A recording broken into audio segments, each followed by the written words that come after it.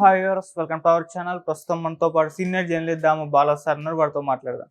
నమస్కారం sir.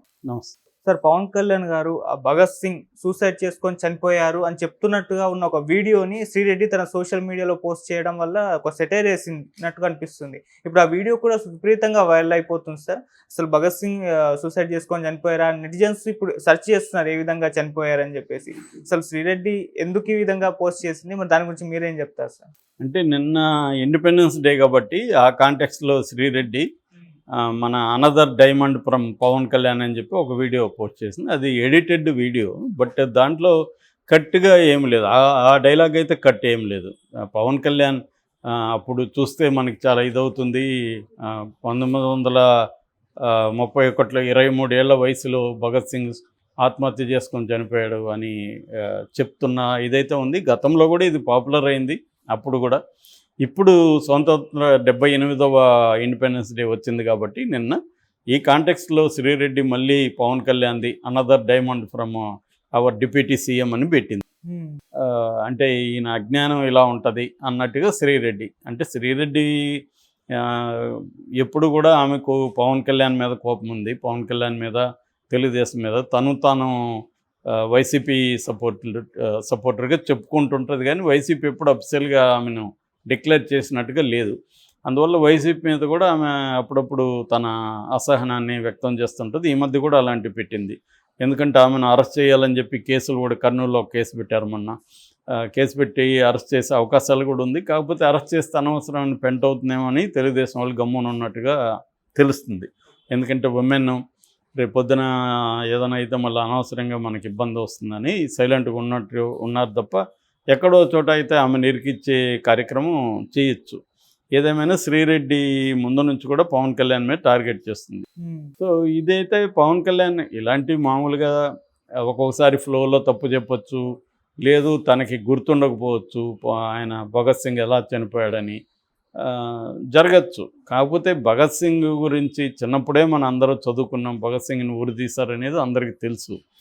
So అయితే భగత్ సింగ్ ఎందుకు ఉరితీశారు ఏందని సినిమాలు కూడా వచ్చాయి. భగత్ సింగ్ మీద 3-4 సినిమాలు వచ్చాయి హిందీలో. సో బేసిక్గా భగత్ సింగ్ ఏంటంటే ఫస్ట్లో కాంగ్రెస్లోనే ఉన్నాడు. తర్వాత ఇట్లా కాదు, మనం బ్రిటిష్ వాళ్ళని గాంధీవాద అహింసా పద్ధతులు ఎదుర్కోలేమని చెప్పి తను కొద్దిగా మిలిటెంట్ గా మారాడు. దాంతో ఆయన నవజవాన్ భారత్ సభ అని ఒక చిన్న ఆర్గనైజేషన్ పెట్టాడు. అలాగే హిందుస్థాన్ సోషలిస్ట్ రిపబ్లిక్ అని కూడా పెట్టాడు. తను బేసిక్గా బోల్షెవిక్ అండ్ అనార్కిజం అనే ఒక 2 సిద్ధాంతాలు. లెనిన్ అక్కడ రష్యాలో బోల్షెవిజం అంటారు దాన్ని, రష్యన్ కమ్యూనిస్ట్ పార్టీ. దాంతో ఆయన ఇన్ఫ్లుయెన్స్ అయ్యాడు. జైల్లో కూడా ఆయన చనిపోకముందు కూడా లెనిన్ పుస్తకాలు చదువుతున్నట్టు ఉంది. అట్లాగే అనార్కిజం అనేది అప్పట్లో ఒక సిద్ధాంతం ఉంది. అంటే స్టేట్ అనేది ఉండకూడదు, రాజ్యం అనేది ఉండకూడదు అని కొంతమంది అనార్కిస్టులు ఉద్యమాలు నడిపారు. ముఖ్యంగా అమెరికాలో ఉద్యమం నడిపారు. దాని మీద మా ఫ్రెండ్ చంద్రశేఖర్ కూడా తెలుగులో బుక్ కూడా రాశాడు. అలాగా ఈ 2 ఉద్యమాల ప్రభావం ఆయన మీద ఉందన్నమాట. అయితే ఈయనకి ఉరిశిక్ష పడ్డానికి కారణం ఏంటంటే ఒక మిస్టేకన్ మర్డర్ అంటారు. మిస్టేకన్ మర్డర్ అంటే లాలా లజపతి రాయ్ అని ఒక లాల్ పాల్ బాల్ అంటారు. మన ముగ్గురు ప్రధానంగా ఉండేవాళ్ళు గాంధీకి ముందు. సో ఈ లాలా లజపతి రాయ్ ఉద్యమం చేస్తున్నప్పుడు అతన్ని మీద లాఠీ చార్జ్ చేయమని మన ఒక సాండర్స్ అంటారు, అతను జాన్ సాండర్స్ అనే ఒక సీనియర్ సూపరింటెండెంట్ ఆఫ్ పోలీసు ఆదేశించాడు. దాంతో లాఠీ చార్జ్ చేశారు. ఆ గాయాలతో ఆయన కొంతకాలం తర్వాత గుండె ఆగిపోయి చనిపోయాడు. సో ఈ లాలా లజపతి రాయ్ చనిపోవడానికి ఈ జాన్ శాండర్స్ కారణం అని చెప్పి భగత్ సింగ్ ఏం చేశాడంటే ఇతన్ని చంపాలని ప్లాన్ చేశాడు. సో తన అనుచరుడు శివరాం రాజ్గురుతో కలిసి ఇతన్ని చంపాలని 1928 ప్రాంతంలో లాహోర్లో ఇతన్ని అనుకొని ఇంకొక అతన్ని చంపేస్తారు వీళ్ళు. అతనేమో ఇంకా ప్రొబేషన్ పీరియడ్లోనే ఉన్న ఇంకొక అధికారి, జూనియర్ అధికారి, అతను పేరు జేమ్స్ స్కాట్. అతనే సాండర్స్ అనుకొని అతన్ని వీళ్ళు చంపారు. ఈ రాజ్గురు మంచి షూటర్ అనమాట. అతను అక్కడ చంపాడు. ఈ సీన్లన్నీ మనం సినిమాలలో కూడా వచ్చాయి. సో అలాగా ఆ తర్వాత వీళ్ళు అజ్ఞాతంలోకి వెళ్ళిపోయారు. అజ్ఞాతంలో ఉండి తర్వాత ఏమైందంటే సెంట్రల్ లెజిస్లేటివ్ అసెంబ్లీ అంటారు. సెంట్రల్ లెజిస్లేటివ్ అసెంబ్లీలో వీళ్ళు బాంబు వేసి పాంప్లెట్లు పంచారు. అది బాంబు ఏంటంటే చెవిటివాడికి కూడా వినిపించాలన్నట్టుగా మేము వేసాం, కానీ ఎవరిని చంపాలనే ఉద్దేశం కాదని కూడా ప్రకటించారు. ఓకే. సో అరెస్ట్కి కూడా వాళ్ళు సిద్ధమయ్యే ఇది చేయరు. దాని తర్వాత అరెస్ట్ చేశారు. దాంతో వీళ్ళని రాజ్గురు, సుఖదేవ్ అండ్ భగత్ సింగ్ ఈ ముగ్గురిని 1931 మార్చి 23న ఉరి తీస్తారనమాట.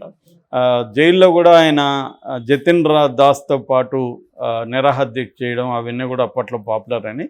ఎప్పుడైతే లాలా లజపత్ రాయ్ చంపిన పోలీస్ ఆఫీసర్ని చంపడానికి వెళ్ళాడు, ఇది వైలెన్స్ అని అయినప్పటికీ కూడా ఆయనకి గాంధీ స్థాయిలో పేరు కూడా భగత్ సింగ్కి వచ్చింది. రెండోది చాలా యంగ్ గై. సో తను వైఐఎం అథీస్ట్ అని ఒక బుక్ కూడా రాశాడు. అంటే నేనెందుకు నాస్తికుడు అయ్యాను అనే ఒక పుస్తకం కూడా ఆయన రాశాడు. ఇంకా ఆయన రైటింగ్స్ కూడా ఉన్నాయన్నమాట. సో 23 ఏళ్ల వయసులోనే దేశం కోసం ఆయన స్వాతంత్రం కోసం పోరాడి చనిపోయాడు. అది ఆత్మహత్య కాదు. మరి పవన్ కళ్యాణ్ పొరపాటు పడ్డా, ఆయన తెలియదా మరి ఆ టైంకి ఆయన వేరేదేదో చెప్పాలని చెప్పాడా తెలీదు. సో దాన్ని వీళ్ళు ఇప్పుడు విపరీతంగా మామూలుగా దీన్ని అందరూ చేస్తుంటారు. అందరూ ఎక్కడో మాట్లాడేటప్పుడు మనం పొరపాటున ఏదో ఒకటి చెప్తాం. ఇప్పుడు నేను రోజు చెప్తుంటాను, ఎక్కడో ఒకటి రాంగ్ అవుతుంది. కింద కామెంట్లు పెడుతుంటారు, నువ్వు అదే ఇది చెప్పావు, ఈ పదం బదులు ఆ పదం వాడావు, అది కూడా తెలియనోడి, నువ్వేం జర్నలిస్టు, ఇలా అంటుంటారు. సో ఇక్కడ ఏంటంటే మనం ఎంత జాగ్రత్తలు తీసుకొని ఎంత ప్రిపేర్ అయ్యి జాగ్రత్తగా మాట్లాడినా ఒక్కొక్కసారి మనకు ఆ ఫ్లోలో ఒక పదం బదులు ఇంకొకటి రావచ్చు, లేకపోతే ఒక ఫ్యాక్ట్ బదులు ఇంకొకటి రావచ్చు, అవి జరగచ్చు. కాబట్టి దానికి పవన్ కళ్యాణ్ ఏదో అజ్ఞాని అలాగా మాట్లాడాల్సిన అవసరం ఏమీ లేదు. కాకపోతే ఇది భగత్ సింగ్ విషయంలో జరిగింది కాబట్టి అందరికీ అంటే ఉరి అనేది చాలా భగత్ సింగ్ లాంటి వాడిని ఉరి వేసిన విషయం కూడా ఇతనికి తెలీదా అన్నట్టుగా ఇప్పుడు దీన్ని వైసీపీ వాళ్ళు విపరీతంగా శ్రీరెడ్డి దాన్ని ప్రచారం చేస్తున్నారు. చేసి ఇట్లాంటి వాడు యాక్చువల్గా గతంలో కూడా పవన్ కళ్యాణ్ మీద ఇలా చేయడం నెగిటివ్ అయింది. అందుకని జగన్ కూడా ఇప్పుడు ఎక్కడ పవన్ పేరు ఎత్తట్లేదు. మనం గమనిస్తే మోడీ పేరు ఎత్తట్లేదు. ఎట్లాగూ మోడీ పేరు ఎందుకు ఎత్తాడు అనేది అందరికీ తెలుసు, భయం ఉంది కాబట్టి. జగన్ పవన్ కళ్యాణ్ పేరు కూడా తీయట్లేదు. ఎందుకంటే పవన్ కళ్యాణ్ని తిట్టే కొద్దీ అతనికి సింపతి పెరుగుతుంది జనంలో. కాబట్టి మనం పవన్ కళ్యాణ్ పేరు చేయొద్దు, ఓన్లీ చంద్రబాబు, లోకేష్కి పరిమితం కావాలనేది జగన్ ఇది చేశాడు. అయితే శ్రీరెడ్డి చాలాసార్లు వైసీపీకి నష్టం చేస్తుంది తప్ప లాభం చేయలేదని వైసీపీ వాళ్ళు కూడా అనుకుంటారు. ఎందుకంటే ఇప్పుడు జనరల్గా ఓవరాల్గా జగన్ పాలసీ ఏంది, పవన్ కళ్యాణ్కి పేరు ఇచ్చేయడం, అతన్ని విమర్శించడం మనం ఆపాలి అనేది అనుకున్నప్పుడు శ్రీరెడ్డి నిజంగా వైసీపీకి మేలు చేయాలంటే ఇట్లాంటి వీడియోలు పెట్టకూడదు. పెట్టినప్పుడు ఏమవుతుంది, ఆ ఉద్దేశం పోతుంది.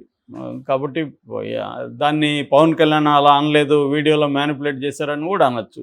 ఇవాళ ఏంటంటే ఈ డీప్ ఫేక్ టెక్నాలజీ వచ్చినాక 2 రకాల ప్రాబ్లమ్స్. ఒకటి, మనం చెప్పిన దాన్ని మార్చేసి చేస్తారు. 2, మనం నిజంగానే చెప్పున్నా కూడా మార్చేసి చేశారని కూడా తప్పించుకోవచ్చు. నేను అలా చెప్పలేదు, వాళ్ళు మార్చేశారని కూడా అనొచ్చు. ఇంతకుముందు అయితే వీడియో సాక్ష్యం అనేది గ్యారంటీగా ఉన్నింది. ఇవాళ వీడియో సాక్ష్యం కూడా నమ్మడానికి లేదు. ఎందుకంటే సింపుల్ టెక్నాలజీ ఏఐ వచ్చేసి నాకు ఏమన్నా చేయొచ్చు. మన ఇద్దరు వీడియో తీసి నా ప్లేస్లో ఇంకొకరిని పెట్టేసి నీతో మాట్లాడుతున్నట్టు పెట్టేయచ్చు. సో నేను ఆ రోజు లేను అని చెప్పేయచ్చు. వీడియో చూడండి, కావాలంటే ఆ డేట్ చూడండి, నేను ఆ రోజు ఆఫీస్కి రాలేదు అని చెప్పచ్చు. కాబట్టి ఇలాగా డీప్ ఫేక్ టెక్నాలజీ వల్ల నిజంగా పవన్ కళ్యాణ్ చెప్పాడా లేదనేది మనం గ్యారంటీకి చెప్పలేము. ఏదేమైనా భగత్ సింగ్ కాన్సెప్ట్లో ఇది తీసుకున్నాడు కాబట్టి దీని మీద చర్చ నడుస్తుంది. Okay sir, thank you so much.